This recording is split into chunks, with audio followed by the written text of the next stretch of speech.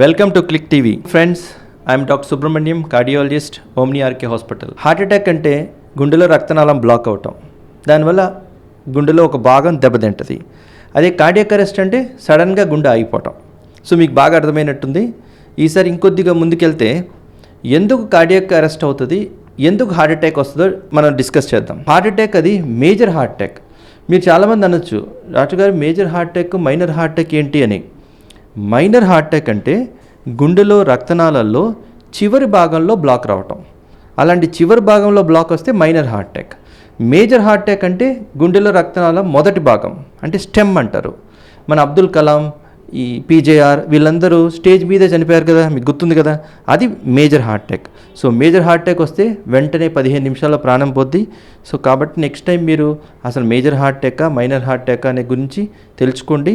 అసలు దాని warning symptoms ఉంటాయి. మీరందరూ నెగ్లిజెన్స్ నుంచి బయటకు వచ్చేసి 40 సంవత్సరాలు దాటిన వాళ్ళు ప్రతి ఒక్కరూ హెల్త్ ప్యాకేజెస్ చేయించుకోండి. మా హాస్పిటల్లో 2000 రూపాయలకి హోల్ బాడీ చెకప్ చేస్తారు. మీరు చేయించుకుంటే మీ లైఫ్ని కాపాడుకోగలరు. Thank you.